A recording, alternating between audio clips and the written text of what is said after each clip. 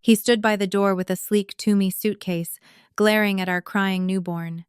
"The baby's too loud, Chloe.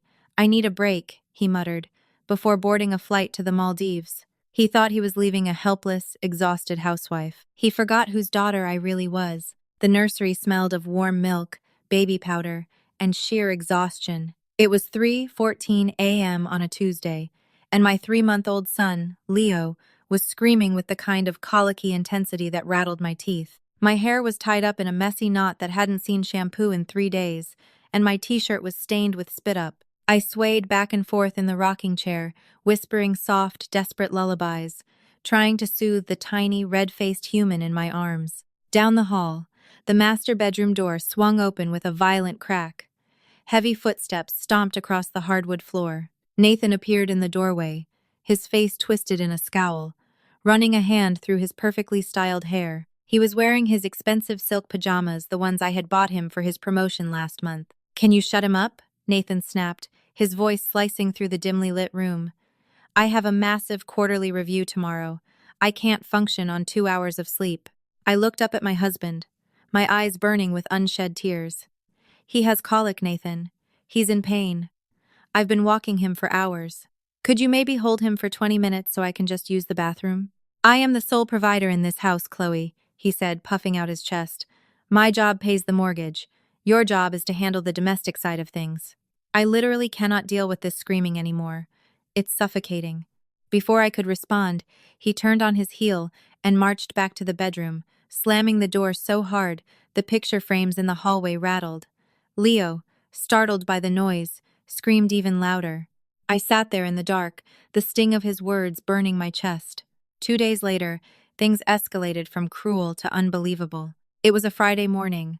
I was in the kitchen, carefully measuring out Similac formula, when Nathan walked in fully dressed in his custom navy suit. But instead of his briefcase, he was rolling his charcoal gray Toomey luggage behind him. The scent of his signature Tom Ford cologne filled the kitchen, entirely out of place amidst the chaos of baby bottles and burp cloths. "What's going on?" I asked, wiping my hands on a dish towel. "Are you going on a business trip? You didn't mention anything." He wouldn't look me in the eye. He stared at the marble countertop, adjusting his Rolex. "No, I'm taking some personal time. I cashed in my accumulated PTO." "Personal time?" My stomach dropped. "Where are you going?" "The Maldives," he said flatly, finally looking up. His eyes were cold, completely devoid of the warmth that had made me fall in love with him 4 years ago. "I've booked a water villa for the next 4 weeks. I need a mental health break, Chloe. The baby is too loud. The house is a mess. The constant crying, the stress, it's breaking me. I need to find myself again." "You need to find yourself?" I repeated, my voice trembling. "We have a 3-month-old. I'm healing from an emergency C-section. You're just going to abandon us for a month so you can sip cocktails on a beach?" "Don't be dramatic," he scoffed, grabbing his passport off the counter. "I've transferred $5,000 into the joint checking account to cover groceries and whatever you need. I'll be back when my head is clear. Don't call me unless it's a medical emergency. I need to unplug." And just like that, the front door clicked shut. The house fell eerily silent, save for the faint hum of the refrigerator. I collapsed onto the kitchen floor, pulling my knees to my chest, and sobbed until my throat was raw. I felt entirely worthless, a discarded burden replaced by a tropical vacation. But the despair didn't last long. By Saturday evening, the sorrow had morphed into something sharper. I was cleaning up the living room when I noticed Nathan's backup iPad wedged between the couch cushions. He must have forgotten it in his rush to pack. I plugged it into the charger, intending to turn it off, but as soon as the screen lit up, a flurry of iMessage notifications flooded the lock screen. Because Apple devices sync across the cloud, his phone messages were pouring directly onto the tablet. "Samantha, just landed in Malé. Can't wait to see the villa, babe. Samantha, the seaplane transfer is taking forever. I need a drink. Samantha, do you think Chloe bought your mental health story?" Lol, my blood ran cold. The iPad slipped from my trembling hands, clattering onto the coffee table. I picked it back up, my heart hammering against my ribs, and unlocked it. He hadn't changed his passcode, it was still our wedding anniversary. I opened the message thread. Samantha Hayes. She was a 26-year-old junior account executive at his firm. I had met her once at a company Christmas party. She had complimented my shoes while shooting lingering glances at my husband's jawline. I scrolled up, reading months of agonizing betrayal. They had been sleeping together since I was 7 months pregnant. While I was struggling with swollen ankles and Braxton Hicks contractions, Nathan was booking boutique hotel rooms downtown. The mental health break in the Maldives was a meticulously planned romantic getaway, costing upwards of $30,000. He had paid for her first-class ticket, the overwater bungalow, the private sunset cruises, all while complaining to me that we needed to budget carefully now that we had a baby. The text that broke me, and then immediately rebuilt me into something entirely different, was sent by Nathan 2 days prior. Nathan, leaving her was easier than I thought. She just cried. Doesn't have the spine to do anything about it. Give it a few months. I'll file for divorce, give her a modest settlement, and we can finally be together full time. He thought I didn't have a spine. He thought I was just a meek, financially dependent graphic designer who would quietly accept a modest settlement and fade into the background. He had clearly forgotten who my father was. When Nathan and I first met, I introduced myself simply as Chloe, a freelance artist trying to make ends meet in Chicago. I drove a 10-year-old Honda Civic and lived in a tiny apartment. I never told him my maiden name was Gallagher. I never told him that my father, Arthur Gallagher, was the founder and CEO of Gallagher Holdings, a multi-billion-dollar private equity firm. Growing up as the daughter of a titan of industry had its drawbacks. Men dated me for my connections, for a chance to rub shoulders with my father, for the inheritance. When I met Nathan, I wanted to be loved for me. My father, respecting my wishes, helped me create a financial trust that shielded my identity. He bought the house Nathan and I lived in, but we set it up through an LLC so Nathan believed he was paying a mortgage to a private landlord. In reality, Nathan was paying rent directly back into my trust fund. I had played the part of the devoted, middle-class wife perfectly. I had humbled myself, clipped my own wings, just to have a normal family. But staring at those messages, a dormant, ruthless energy woke up inside me. I wasn't just a scorned housewife. I was Arthur Gallagher's daughter, and we did not take kindly to being played. I picked up my phone and dialed a number I hadn't called in months. "Chloe?"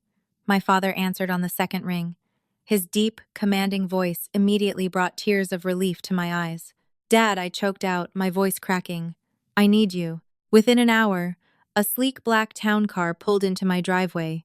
My father stepped out, flanked by his personal assistant. He walked into my house, took one look at my pale face and the iPad on the table, and wrapped me in a fierce, protective hug. I cried into his cashmere coat, pouring out the entire story, the colic, the abandonment, Samantha, the texts, the secret trip to the Maldives. When I finished, my father pulled back. His face, usually warm when looking at me, had hardened into a mask of pure, terrifying authority. The same face that dismantled Fortune 500 companies. "He left you and my grandson alone to go sleep with a junior executive?" my father asked, his voice deathly quiet. "Yes," I whispered.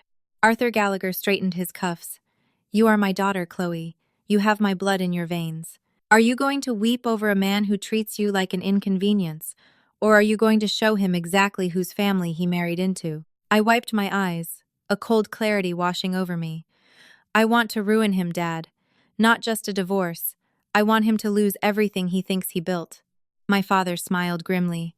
"Good girl. Let's get to work." Over the next 4 days, while Nathan and Samantha were busy sipping Dom Perignon on pristine white sands, we built a fortress and set a trap. First, the finances. Nathan had boasted about transferring $5,000 to my account, but he had left the bulk of his liquid assets in a joint savings account, intending to transfer it to a private offshore account when he returned. Because my name was fully on the account, I legally drained every single cent over $120,000 and moved it into an impenetrable trust managed by my father's legal team. When Nathan tried to buy a Rolex in the Maldives on day 5, his premium credit cards began bouncing. Second, the house. Nathan thought his name was on the lease. It wasn't. The LLC that owned the property was legally dissolving, transferring the deed directly into my maiden name. I packed up every single item Nathan owned, his custom suits, his golf clubs, his expensive watchwinder, his gaming consoles. I didn't throw them in the street. That would be too messy. Instead, I rented a cheap, non-climate controlled storage unit on the outskirts of the city, dumped everything inside, and mailed the single key to his office via certified mail. Then came the pièce de résistance, his career.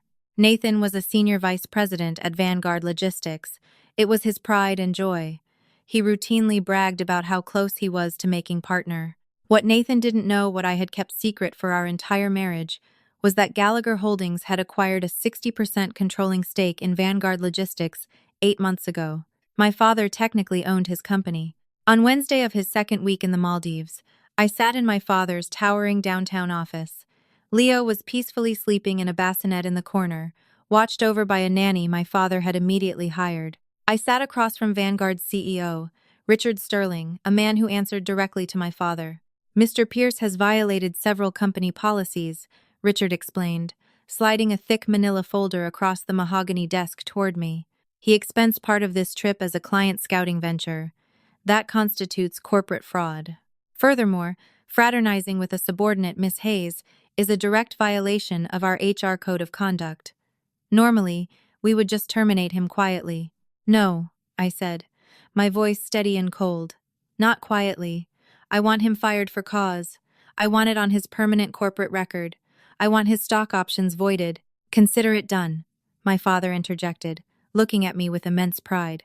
"But Chloe, we shouldn't alert him while he's on the island. Let him enjoy his paradise.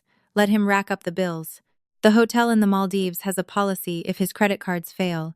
They require wire transfers to allow guests to leave the resort. Let him feel the walls close in from 5,000 miles away." We set the trap.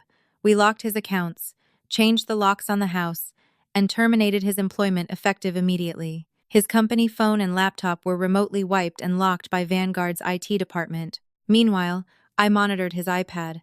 The panic was slowly starting to set in. "Nathan. Hey, my Amex just declined at the resort spa. Can you call the bank? I think there's a fraud alert." I read the text, sipping a cup of hot tea in my newly secured, peaceful living room. I didn't reply. "Nathan, Chloe, are you there? The bank said the joint account has a zero balance. What the hell is going on? Pick up the phone." I smiled, holding Leo close to my chest. He was finally sleeping through the night. The house was quiet, safe, and entirely mine. Nathan wanted a break from us. He was about to get a permanent one. By day 7 of Nathan's mental health break, his tropical paradise had transformed into an overwater prison. I knew this because his iPad, still safely propped on my kitchen counter, had become my favorite daytime television show. The barrage of iMessages painted a vivid, pathetic picture of a man realizing the ground had vanished beneath his feet. It started with annoyance, morphed into anger, and rapidly dissolved into sheer, unadulterated panic. "Nathan. Chloe, this isn't funny anymore. My corporate card just bounced at the concierge desk. Did you mess with the accounts? Call me now." "Nathan, answer your damn phone. Vanguard IT locked my email. I can't get into the company portal. What the hell did you do?" I didn't lift a finger to reply. I simply took a sip of my espresso, bounced a happily cooing Leo on my hip, and watched the digital meltdown continue. My father's legal team had executed their maneuvers flawlessly. Because Nathan had booked a luxury, open-ended reservation at a 5-star resort in the Ba Atoll, the hotel placed a rolling hold on his card for incidentals and room fees. When the card suddenly read zero, the resort management politely, but firmly, requested alternative payment. Then came the messages from Samantha. She wasn't texting me, of course, but her texts to her friends were syncing to Nathan's devices because they were sharing a temporary travel iCloud account to upload their vacation photos. Samantha to Jessica. "Jess, this is a literal nightmare. Nathan's cards are all declining. The resort manager pulled us aside at breakfast in front of everyone. It was humiliating." Samantha to Jessica. "He's screaming at the front desk staff, but they won't let us book the seaplane back to the mainland until the $22,000 balance is settled. I think he got fired. I am not paying for this." I actually laughed out loud. The great, successful Nathan, who had belittled me for asking him to hold his own son for 20 minutes, was now trapped on a coral reef with a furious mistress and a mountain of debt. On day 9, the inevitable happened. Samantha jumped ship. "Nathan. Sam, where are you? The manager said you took the 8 a.m. speedboat transfer to Malé. You left me here. Who paid for your transfer? Nathan. Samantha, answer me. You can't just leave me with this bill. Samantha, ever the opportunist, had clearly used her own personal credit card, which still worked to pay for a solo transfer and a flight home, abandoning Nathan to face the music alone. The Maldives is beautiful, but it operates on strict rules. You cannot simply walk off an island resort. You are entirely dependent on their transportation, and they do not transport guests who owe them $22,000. For the next week, Nathan's messages grew increasingly desperate. He tried texting his friends, his colleagues, even his golf buddies, begging for a wire transfer. Every single one of them had already received a quiet, extremely polite phone call from Arthur Gallagher's associates. My father's network was vast and terrifying. A simple suggestion that aiding Nathan would be viewed as a personal slight against Gallagher Holdings was enough to make his friends scatter like roaches. No one wanted to cross my father. Nathan. Chloe. Please. I am begging you. The resort has locked me out of the villa. They are holding my luggage until the bill is paid. I'm sleeping on a lounge chair by the staff quarters. I have nothing. Please. I just want to come home. I stared at that message for a long time. I just want to come home. He didn't want to come home because he missed his wife, or because he regretted abandoning his infant son. He wanted to come home because his fantasy had shattered, and he needed his comfortable, predictable safety net. I finally decided it was time to cut him down. I picked up the iPad and typed my first and only reply. Chloe, you wanted a break because we were too loud. Enjoy the silence, Nathan. We are no longer your problem. I turned the iPad off and tossed it in the trash. Eventually, on day 18, Nathan managed to convince his elderly aunt in Ohio to take out a high-interest personal loan to wire the resort the funds he owed, plus the cost of a one-way economy ticket back to Chicago. He was coming back, but the home he was expecting no longer existed. It was a rainy Tuesday afternoon when the security cameras at the front gate chimed. I stood in the foyer, wearing a crisp white blouse and tailored trousers, holding a sleeping Leo. The house was immaculate. My father, Arthur, sat calmly in a leather armchair in the adjacent living room, sipping a glass of scotch, reading the Wall Street Journal. Flanking the front door were two very large, very serious private security contractors my father had placed on the payroll. Through the glass sidelights, I watched a yellow taxi idle at the curb. Nathan stepped out into the freezing Chicago rain. He looked horrendous. He had lost weight, his skin was sunburned and peeling, and his normally pristine hair was a greasy, chaotic mess. He was wearing the same wrinkled linen shirt he had likely worn for the last 5 days. He grabbed a single plastic shopping bag from the trunk the resort had evidently kept his Toomey suitcase as collateral for damages. He marched up the driveway, rain soaking his clothes, and jammed his key into the front door. It didn't turn. He jiggled it. He cursed. He slammed his fist against the heavy mahogany wood. "Chloe!" he yelled, his voice muffled through the door. "Open the door! The lock is jammed! Chloe!" I handed Leo to the nanny, who quietly slipped upstairs. I smoothed my shirt, took a deep breath, and nodded to the security guards. One of them reached out and pulled the door open. Nathan stumbled forward, his face twisting in fury. "What the hell is going on? Who are these guys? Why did you change the locks? Are you insane?" He tried to push past the guard, but the man didn't budge an inch. He placed a massive hand on Nathan's chest, stopping him dead in his tracks. "Step back, sir," the guard rumbled. "This is my house," Nathan spat, rain dripping from his nose. He glared at me. "Chloe, tell your rent-a-cops to get out of my way. You have no idea what I've been through. You drained the accounts. You stranded me. I am going to divorce you, and I am going to take half of everything you own. I will ruin you in court." "Take half of what, exactly?" I asked, my voice terrifyingly calm. I stepped forward, looking at the pathetic, wet man I had once thought I loved. "You don't own this house, Nathan." "I signed the lease," he yelled. "I pay the rent to the management company." The management company is a subsidiary LLC. A deep voice echoed from the living room. My father slowly walked into the foyer, folding his newspaper. He stood next to me, towering over Nathan, radiating an aura of absolute power. Nathan blinked, wiping the rain from his eyes. He recognized him instantly.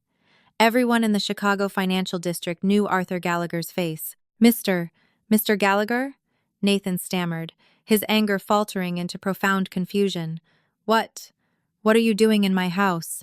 It's not your house, Mr. Pierce, my father said smoothly. It's my daughter's house.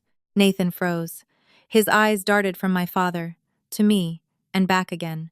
The gears in his head ground to a screeching, catastrophic halt. Daughter? Chloe Gallagher, I said, offering a tight, merciless smile. Surprise. The color drained entirely from Nathan's sunburned face. His jaw literally went slack. No, your last name is Davis. You're a freelance graphic designer. I am the sole heir to Gallagher Holdings, I interrupted, crossing my arms. The same Gallagher Holdings that bought out Vanguard Logistics 8 months ago. The same company that just terminated you for cause, stripping you of your stock options and your severance package. You set me up, Nathan whispered, his voice trembling. He backed up a step, the rain pelting his back. You hid this from me? For 4 years? I wanted a husband who loved me, not my bank account, I replied coldly. Instead, I got a coward who abandoned his recovering wife and his sick child to go sleep with a 26-year-old subordinate on my dime. Chloe, please. Nathan's voice cracked. The arrogance was completely gone, replaced by a hollow, pathetic desperation. His knees actually buckled slightly. I made a mistake. I was stressed. The baby. Work. I wasn't thinking clearly. Samantha meant nothing. You're my wife. We can fix this. Please, I don't have $1 to my name. I don't even have my clothes. I reached into my pocket and pulled out a small standard brass key attached to a cheap plastic tag. I tossed it, and it clattered on the wet stone porch at his feet. Unit 402 at the self-storage facility on Route 9, I said. Every single thing you brought into this marriage is in that locker. I paid the first month's rent. After that, it's on you. My lawyers have already filed the divorce papers. Because all the assets were in my trust before we even met, you get nothing. Not a cent. Chloe, you can't do this. I'm Leo's father, he cried, tears mixing with the rain on his cheeks. A father doesn't leave his screaming infant to go sip margaritas in the Maldives, I snapped, the last remnants of my heartbreak flashing in my eyes. You wanted a break from us, Nathan. Congratulations. It's a permanent vacation. I stepped back inside and nodded to the security guard. Close it. Chloe! Wait! Please! The heavy mahogany door swung shut with a definitive, echoing thud, cutting off his pleas. I engaged the deadbolt, the mechanical click sounding like the final gavel dropping in a courtroom. I turned around and looked at my father. He gave me a warm, proud smile and pulled me into a tight embrace. You handled that brilliantly, sweetheart, he murmured. Thanks, Dad, I whispered, leaning my head against his shoulder. For the first time in months, I felt completely weightless. Upstairs, I heard Leo wake from his nap. But he wasn't crying. He was cooing, a happy, peaceful sound that drifted down the sweeping staircase. The toxic weight that had suffocated our home was finally gone, washed away into the cold Chicago rain. Nathan had left to find himself in paradise, only to realize he had thrown away the only empire that truly mattered. And me? I didn't just find myself. I remembered exactly who I was. If Chloe's ultimate revenge on her cheating husband made you cheer, hit that like button right now. Have you ever caught someone in a massive lie? Tell us your craziest revenge stories in the comments below. Don't forget to share this video with a friend who loves dramatic karma, and subscribe to our channel for more unbelievable real-life betrayal stories just like this one. Hit the notification bell so you never miss a twist.